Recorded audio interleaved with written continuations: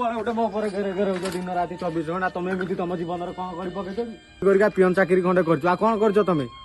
ଦେଖ ତମ ପୁଅ ଆଜି ନହେଲେ କାଲି ସିଙ୍ଗର ହବ। ଏ ଗାଁ ଲୋକ ଯେମିତି ମୋର ଥଟା କରୁଛନ୍ତି ତମେ ବି ସେମିତି ତାଙ୍କ ସହିତ ପଡିକି ଥଟା କରୁଛ। ହଉ କା କରୁଛ ଆଜି ନହେଲେ କାଲି ମୁଁ ନିହାତି ସିଙ୍ଗର ହେଇକି ଦେଖେଇବି। ତୁ ମଲୁ ଏଇ ଚଲା ଚଲା ଚଲା ଚଲା ଚଲା।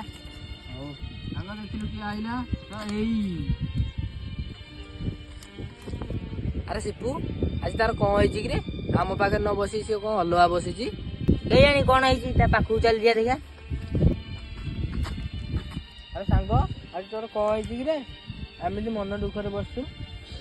ସାଙ୍ଗ ଯାହା ହେଇଛି ହେଇଛି ତୁ ସେ କଥା ଛାଡେ। କଣ ଛାଡ କହିଲୁ? ତୁ କଣ ମୋ ଘର ବିଷୟରେ ଜାଣିଛୁ? ମୋ ବାପା ସବୁବେଳେ ମୋ ଉପରେ ଗେରେ ଗେରେ ହଉଛି, ମତେ ଗୀତ ଗାଇବାକୁ ଦଉନାହିଁ। ଯୋଉଠି ବି ଯାଉଛି ଅଡିସନ ଦବାକୁ ମତେ ନାହିଁ କରୁଛି। ତୁ କଣ ଜାଣିଛୁ ମୋ ଘର ବିଷୟରେ? ତୁ ଯାହା କହ ପଛେ ସାଙ୍ଗ, ମତେ ସେ ଘରକୁ ଯିବାକୁ ମୋ ବାପାଟା ପାଇଁ ମତେ ଜମା ଇଚ୍ଛା ନାହିଁ। ଛାଡ ନା ସାଙ୍ଗ, ତୁ ଆଗେ ଟିକେ ପାଣି ପିଇଦେଲୁ। ଦେଖ ସାଙ୍ଗ, ତୋ ବାପା ଆଜି ଯାହା କହୁଛି ତ ନିଜ ଭଲ ପାଇଁ କହୁଛି। ତୁ ଯଦି ଏମିତି ଟିକେ ଟିକେ କଥା ରାଗିବୁ। ଶୁଣ ସାଙ୍ଗ, ତୋ ବାପା ଆଜି ଯାହା କହୁଛି ନା ତୋ ଭଲ ପାଇଁ କହୁଛି। ତୁ ବୁଝୁନୁ କଣ ପାଇଁ? ଦେଖ ସାଙ୍ଗ, ବାପା ତ କହିବେନି ଆଉ କିଏ କହିବେ? ଆଉ ତୁ ସେ କଥା ଛାଡିଲୁ।